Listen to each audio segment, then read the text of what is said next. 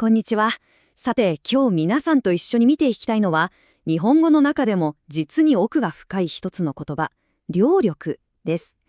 これ単に力とか筋力っていう言葉ではとても片付けられない、体の芯から湧き出てくるような強さを指すんですね。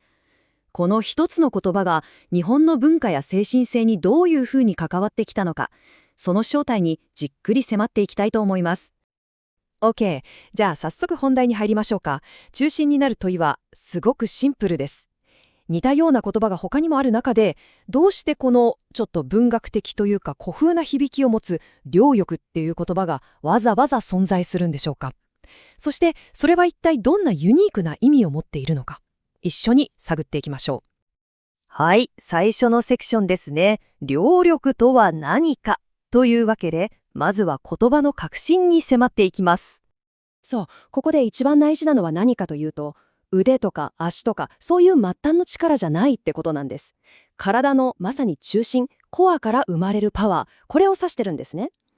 例えば、すごく重いものを持ち上げるときって、腕の力だけでって頑張るんじゃなくて、自然と腰を落として体全体でよいしょって持ち上げますよね。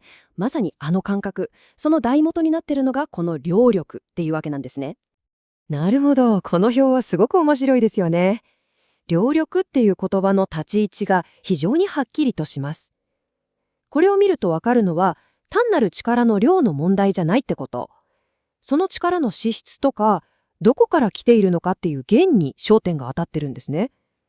腕力みたいな、どちらかというと表層的な力とはもう根本的に違うっていうのがよくわかりますね。いやー、しかも、この漢字そのものが言葉の持つ意味を見事に描き出しているわけです。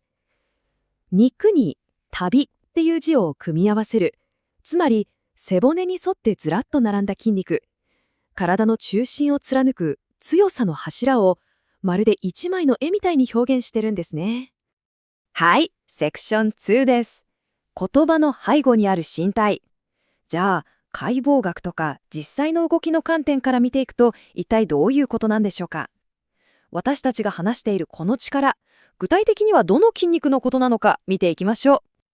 これ、単なる一つの筋肉ってわけじゃないんですよ。解剖学的に言うと、脊柱起立筋群っていう、まさに人体の柱そのものなんです。蚊で生み出したパワーを上半身、そして腕へと伝える、体のコアになる大事な指示システム。あらゆる動作の、起点と言ってもいい部分ですね。この対比はすごくわかりやすいですよね。腕力っていうのが、力こぶを鍛えるような部分的な力だとしたら、コアの力、つまり量力は、デッドリフトみたいに全身を連動させて、まるで自分が立っている地面そのものを持ち上げるような、そういう統合的な力なんです。ここで押さえておきたいのは、量力がただの力じゃなくて、なんていうか、土壇場で体の隠れたポテンシャルを引き出すような、もっと奥深い調和の取れた力を指すこともあるってことなんです。このスライドの引用は、剣士が崖から落ちそうになった瞬間に空中でくるっと体勢を立て直して着地したっていうすごい逸話からなんですけど、まさに単なる筋肉のパワー以上の何かだっていうのが伝わってきますよね。では、セクション3、歴史と文学における力。この体感の力っていう考え方が昔はめちゃくちゃ重要で、なんと国のエリートである近衛兵の採用条件にまでなっていたっていうんですから驚きですよね。そこから文豪たちが愛用するシンボルになっていくわけです。このタイムラインを見ると、この言葉が辿ってきた旅路が本当によくわかりますよね。最初は生きるためのスキルだったものが、やがて国が求める公的な資格になり、そして最終的には人間の内面を描くための深遠な文学的なメタファーへと変わっていく。この進化の軌跡、非常に興味深いです。文豪、夏目漱石ですね。彼が使った、この人間以上の量力っていう表現。これは、近代的な知識人である自分たちが、どこか置き忘れてきてしまったような、もっと生の野生的な生命力への恐れと、同時に憧れみたいなものを象徴させてるわけです。一方で、吉川英治が使った量力絶倫。これ面白いですよね。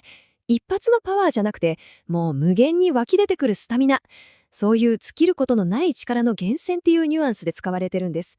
戦況をひっくり返すような持続可能な力。それが両力絶倫なんですね。さあ、いよいよ最後のセクションです。古代の言葉の現在。こんなに歴史のある言葉が、じゃあ今現代でどうなっているのか。その意外な使われ方を見ていきましょう。皆さんどう思いますか？オフィスワークが中心のこの時代、武力なんて言葉、もう死語だと思います？ところがどっこい、そうじゃないんですよね。この言葉は非常に現代的な文脈で新たな、そして驚くほど強力な生命を実は見出しているんです。ゲームの能力値だったら普通筋力とか英語の STR とかでいいはずなのに、なぜわざわざ両力って言葉を選ぶのか、そこにはね、はっきりとした狙いがあるんです。技量とか知力とは明らかに違う古風で圧倒的でどこか不気味な一地を超えたパワーを感じさせるためなんですね。